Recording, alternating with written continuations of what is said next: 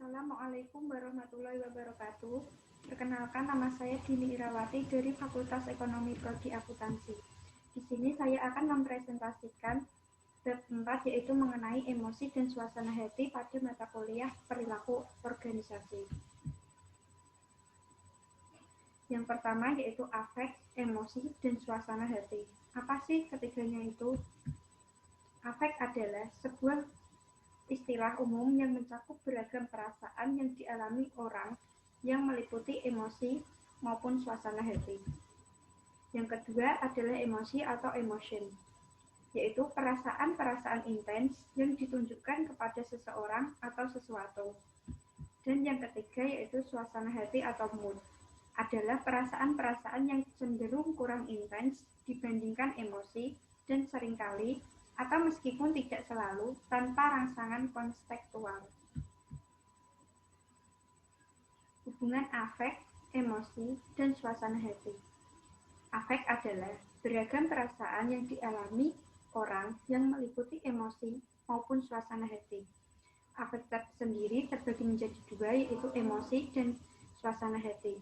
Keduanya dapat dibedakan, yaitu satu, emosi dapat disebabkan oleh kejadian spesifik, sedangkan suasana hati penyebabnya umum dan tidak jelas. Yang kedua yaitu emosi durasinya sangat cepat, sedangkan suasana hati durasinya lebih lama. Dan yang ketiga, emosi banyak ragamnya, sedangkan suasana hati terdiri dari afek positif dan afek negatif. Selanjutnya, emosi disertai oleh ekspresi wajah, sedangkan suasana hati tidak diekspresikan pada wajah. Dan yang terakhir yaitu emosi berorientasi pada tindakan, sedangkan suasana hati bersifat kognitif. Berikut adalah ragam emosi yang ditunjukkan melalui ekspresi emosi universal, yang meliputi rasa marah, takut, sedih, bahagia, benci, gembira, frustasi, antusias, bahkan jijik. Selanjutnya yaitu aspek emosi. Aspek emosi terdiri dari satu, biologi emosi, yaitu emosi yang berasal dari sistem limbik otak. Wanita cenderung memiliki sistem limbik yang lebih aktif dari pria. Yang kedua yaitu intensitas emosi. Artinya, setiap orang memberikan respon yang berbeda-beda terhadap rangsangan pemicu emosi yang sama. Perbedaan tersebut dibedakan oleh kepribadian individu. Selanjutnya yaitu frekuensi dan durasi emosi. Artinya, seberapa sering dan lamanya mereka berusaha menampilkannya. Pertanyaannya sekarang, apakah emosi membuat kita irasional? Tentu jawabannya tidak. Karena emosi memberikan informasi penting bagaimana kita memahami dunia di sekitar kita. Manusia tanpa emosi, maka tidak akan mampu berfungsi. Jika kita sudah mengenali emosi yang ada, maka kita akan termotivasi dalam setiap tindakan-tindakan. Sekarang kita masuk ke suasana hati. Suasana hati dibedakan menjadi dua, yaitu afek positif dan afek negatif. Afek positif sendiri memiliki arti sebuah dimensi suasana hati yang terdiri atas emosi-emosi positif spesifik. Aspek positif tinggi meliputi ketertarikan, keyakinan diri, dan keceriaan. Sedangkan aspek positif rendah meliputi kebosanan, kelambanan, dan keletihan. Yang kedua yaitu afek negatif. Afek negatif merupakan sebuah dimensi dari suasana hati yang terdiri atas emosi-emosi negatif. Aspek negatif tinggi meliputi kegugupan, stres, dan kecemasan. Sedangkan aspek negatif rendah meliputi relaksasi, ketenangan, dan kendali diri. Berikut merupakan gambaran struktur suasana hati yang meliputi afek tinggi negatif, afek tinggi positif, afek positif rendah, dan afek negatif rendah. Selanjutnya yaitu faktor-faktor yang mempengaruhi emosi dan suasana hati. 1. Kepribadian. 2 waktu dalam hari, 3 hari dalam minggu, 4 cuaca, 5 stres, 6 aktivitas sosial, 7 tidur, 8 olahraga, 9 umur, dan yang 10 jenis kelamin. Regulasi emosi. Regulasi emosi diartikan sebagai kemampuan seseorang untuk tetap positif ketika menghadapi tantangan, tenang ketika mengalami tekanan, dan mencegah diri dari keterpurukan perasaan negatif seperti marah, rasa tidak nyaman, dan sedih. Regulasi emosi memiliki tujuan yaitu untuk meminimalisir dampak negatif dari permasalahan yang dihadapi dengan cara melakukan monitor dan evaluasi terhadap pengalaman emosional. Regulasi emosi dapat membantu seseorang untuk dapat mengubah pikiran negatif menjadi pikiran yang positif, sehingga dapat mempengaruhi perilaku dan emosi. Aspek regulasi emosi. 1. Meliputi strategi. Individu meyakini bahwa ia mampu untuk mengatasi masalah, mengurangi emosi negatif, dan mampu mengendalikan diri. Tujuannya untuk individu memiliki kemampuan yang dapat menghindarkan dirinya dari emosi dan agar tidak terpengaruh oleh emosi negatif yang dirasakan, sehingga mereka tetap dapat bersikap dan berperilaku dengan baik. Dapat juga aspek regulasi berupa dorongan, yaitu individu memiliki kemampuan untuk mengontrol emosinya yang dirasakan serta merespon emosi yang ditampilkan. Yang selanjutnya yaitu penerimaan. Individu memiliki kemampuan untuk menerima segala sesuatu yang terjadi yang dapat menimbulkan emosi negatif, namun tidak merasa malu untuk merasakan emosi tersebut. Kerjasama emosional adalah ekspresi seseorang, karyawan dari emosi-emosi yang diinginkan secara organisasional selama transaksi antar personal di tempat kerja. Apa sih emosi yang dirasakan dan emosi yang ditampilkan itu? Emosi yang dirasakan versus emosi yang ditampilkan, yaitu 1. Emosi yang dirasakan atau feel emotion adalah emosi sebenarnya seorang individu.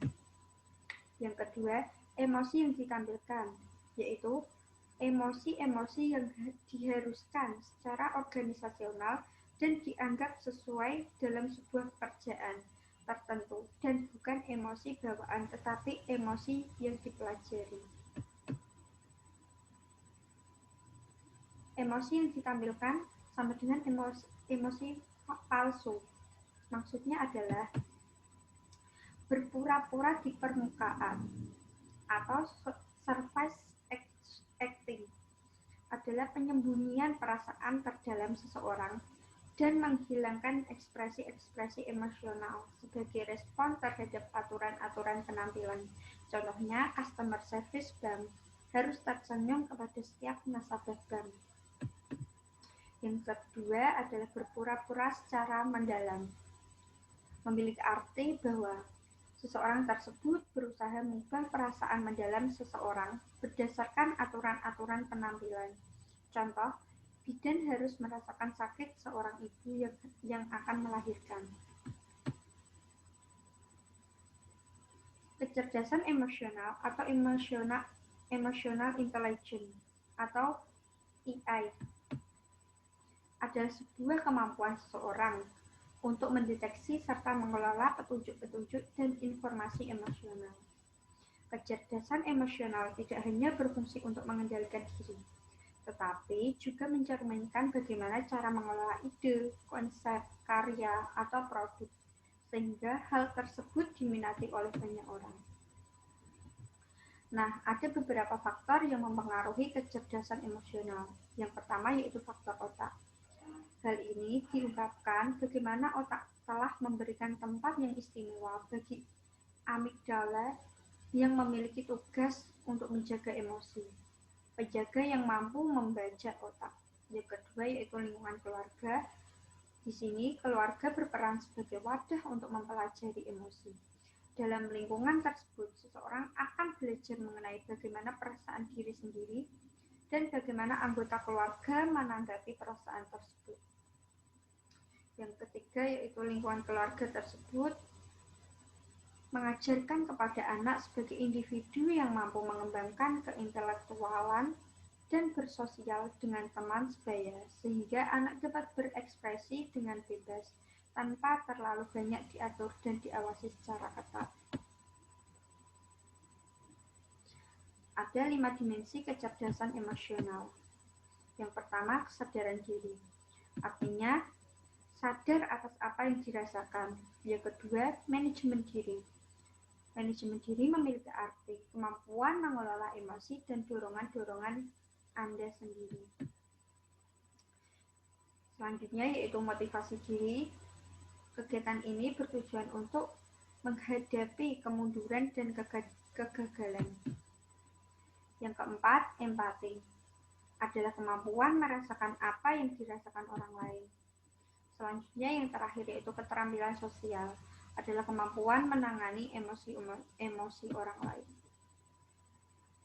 Hasil penelitian yang dilakukan oleh Rosita menunjukkan bahwa hubungan antara kecerdasan emosional terhadap kinerja dosen Fakultas Ekonomi sebesar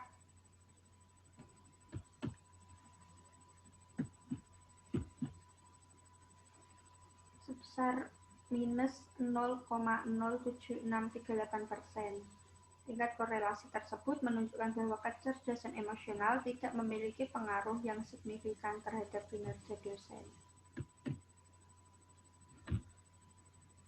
Kasus mendukung EI yang pertama yaitu daya tarik intuitif, yang kedua yaitu meramalkan kinerja yang penting, dan yang ketiga berbasis biologis. Sedangkan kebalikannya yaitu kasus yang menentang EI. 1. Sebuah konsep yang samar. 2. Tidak dapat diukur. Dan yang ketiga adalah validitas yang dipertanyakan. Aplikasi perilaku organisasi terhadap emosi dan suasana hati. Yang pertama yaitu seleksi, yang kedua pengambilan keputusan, yang ketiga kreativitas, yang keempat motivasi, yang kelima kepemimpinan, selanjutnya negosiasi, serta layanan pelanggan, yang kedelapan sikap kerja, yang kesembilan perilaku menyimpang di tempat kerja. Itulah pada bab 4 yang dapat saya paparkan mengenai emosi dan suasana hati. Sekian yang dapat saya presentasikan. Apabila ada kekurangan saya mohon maaf. Wassalamualaikum warahmatullahi wabarakatuh.